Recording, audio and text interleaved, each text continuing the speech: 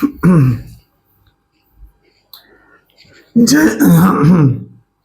जय हिंद दोस्तों, मैं हूं भाग्यराज। आप सभी का स्वागत करता हूं जियो पॉलिटिक्स के इस इंटरेस्टिंग लेक्चर में। मेरा सुबह से 6:30 बजे से 2:30 बजे तक का क्लास था बेटा, इसलिए आवाज थोड़ा बैठ गया है। बट अगर आपको थोड़ा भी चीजें समझ आ रहा है तो मेरा ये वीडियो जरूर देखिएगा, क्योंकि ये है अभी जंतर मंतर में होने वाले स्टूडेंट प्रोटेस्ट के बारे में। आप देखेंगे ना, सीजेपी पार्लियामेंट मार्च लाइव अपडेट में protest to continue says CJP after meeting with JP Nadda. JP Nadda जो भारत के बीजेपी के राष्ट्रीय अध्यक्ष है, उनसे मीटिंग करने के बाद ना सीजेपी मेंबर बोले भाई हमको तो मुझसे कोई मतलब नहीं है, हम तो सीधा हम चालू कर रहे हैं वापस प्रोटेस्ट करना। आप देखेंगे ना, ये प्रोटेस्ट में हो क्या रहा है, एकदम क्रिमिनल जैसे ट्रीट किया जा रहा है बच्चों को। ये है वो वीडियो, आप देखिएगा कि किस बेसिस पे बच्चों को ना एज अ टेररिस्ट जैसे ट्रीट किया जा रहा है, उनको मारा जा रहा है, पीटा जा रहा है। देखिए ये सब, देखिए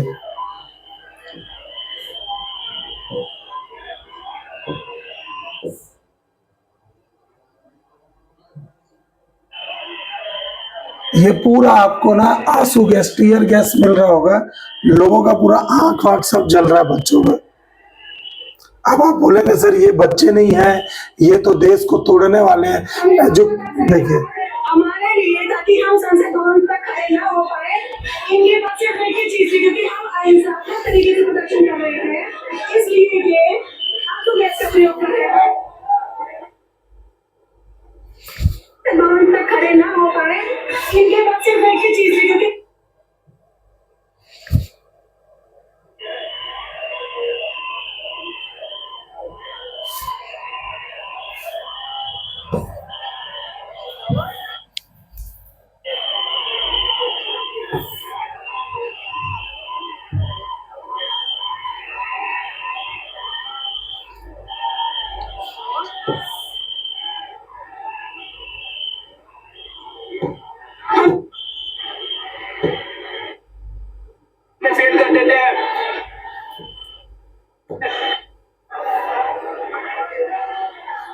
देख रहे, ये मैं आपको भगा भगा के इसलिए दिखा रहा हूँ क्योंकि ये वो वीडियो है जिसमें आप देखेंगे कि ये स्टूडेंट्स के ऊपर ये टीयर गैस मार रहे हैं। देख रहे हैं ये सब, ये एज ए इनको लग रहा है कि ये टेररिस्ट है, ऐसा ट्रीट कर रहे हैं। देखिए ये धीरे धीरे आप देखेंगे ना इसमें, देखिए यहाँ पे बच्चे लोग का राय क्या है। देखिए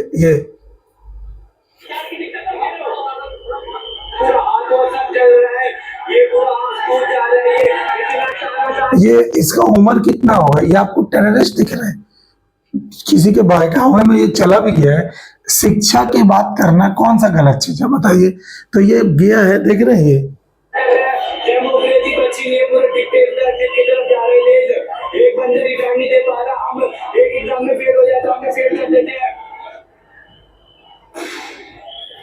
बेचारा वो फ्रस्ट्रेट हो गया।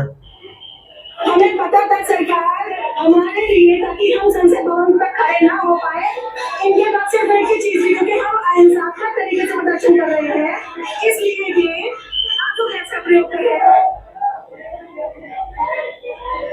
ये मार रहे हैं बच्चे लोग को, ये पूरा का पूरा पिटाई कर रहे हैं। ये क्या है देख रहे हैं, ये हरामखोर खुद ही पेपर दे के लगे होंगे, इनको खुद ही मालूम है कि ये सब गलत है, लेकिन ये भी क्या करेंगे। ये इनको ऊपर से इनका बाप ऑर्डर दे दिया होगा कि हाँ भाई जाओ मारो, तो ये बेचारे मार रहे हैं। अब कैसे करेंगे, ये लोग को भी पता है कि स्टूडेंट लोग गलत नहीं है, लेकिन क्या बोलेंगे ऐसे। देख रहे, ये सब हमारे भारत में इसको बोला जा रहा है, हमारा भारत विकसित भारत है। कोई भी गवर्नमेंट अपना वो नहीं ले रहा है, कोई भी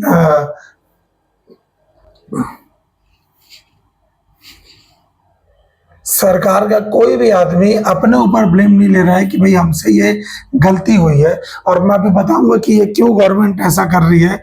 यहाँ पर आप देखेंगे ना तो ये राहुल गांधी, ये लोकसभा के स्पीकर है ओम बिरला, अपने पूरे मंत्रियों के साथ यहाँ पे मिलने आए हैं और बोल रहे हैं ब्रूटलिटी अनलीस्ड, मतलब एकदम पूरा का ये जो हिंसा है ना ये बहुत ही बड़ा हो गया है। Rahul Gandhi demands discussion on police action on protester. अभी आपको पता है कि मानसून सत्र चल रहा है और मानसून सत्र में ना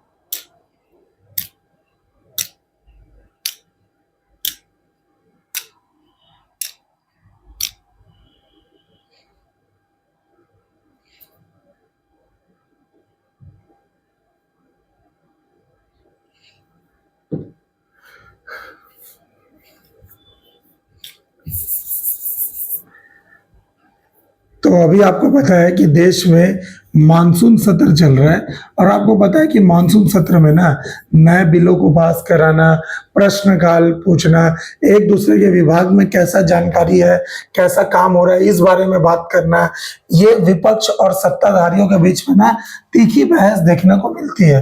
तो यही एक सत्र है जिसमें ये मुद्दा उठाया जा सकता है, क्योंकि ये अभी लाइव चल रहा है। बच्चों का ये डिमांड है, ये देश के हित में है कि शिक्षा व्यवस्था जो अभी हमारे देश में कोलैप्स हो गई है उसको ठीक तरीके सुचारू रूप से चलाया जा सके, यही डिमांड रखने के लिए ना ये राहुल गांधी ओम बिरला से मिले। तो ओम बिरला ने भी कहा कि हाँ ठीक है, मैं गवर्नमेंट से बात करके, जो सरकार में सत्ताधारी है उनसे बात करके तो आपको बताऊंगा कि ये प्रश्न पूछा जा सकता है कि नहीं।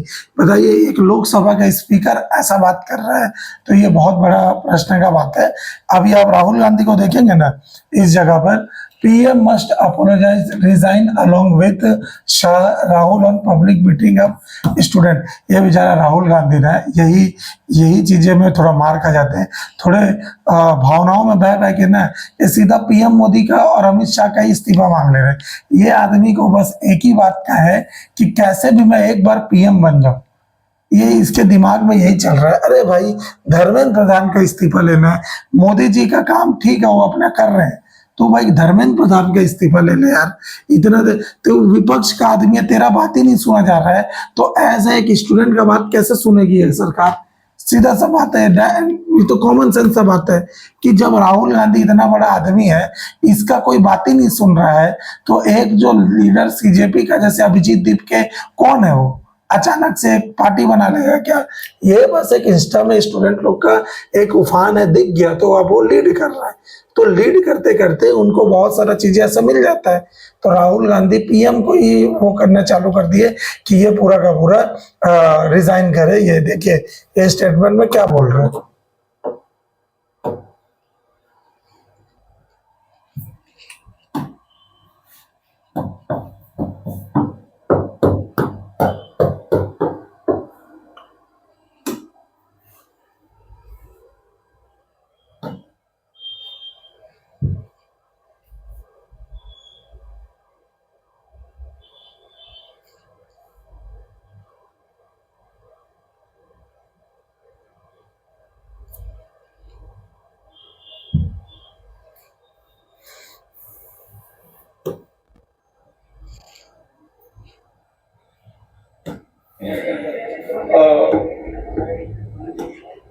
एंड हमने कहा कि देखिए हम स्टूडेंट इशू पे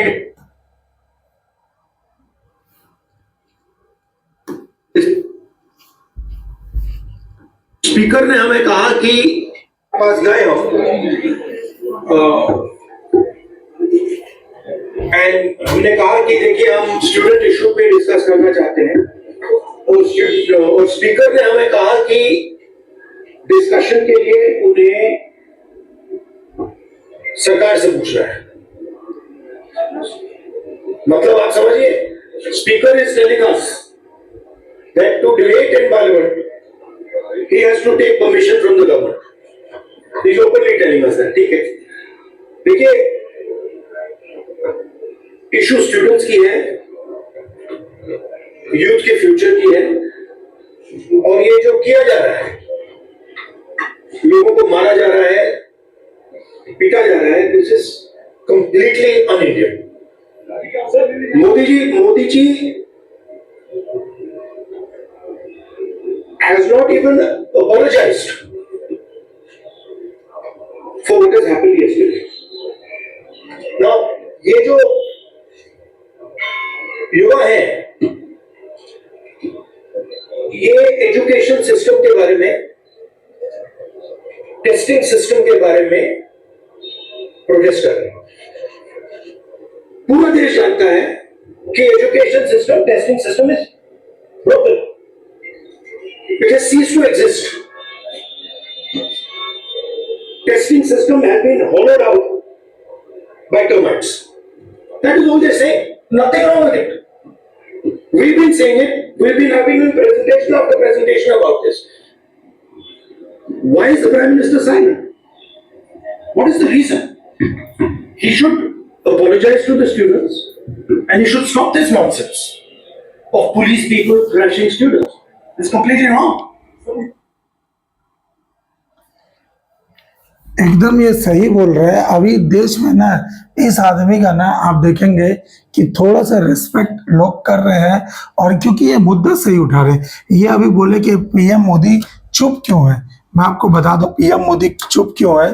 सर मैं आपको बताता हूं, क्योंकि अगर अचानक से अगर पीएम मोदी ना स्टूडेंट के सामने आ गए और बोल दिया हाँ भाई ठीक है मैं अपोलाइज करता हूं,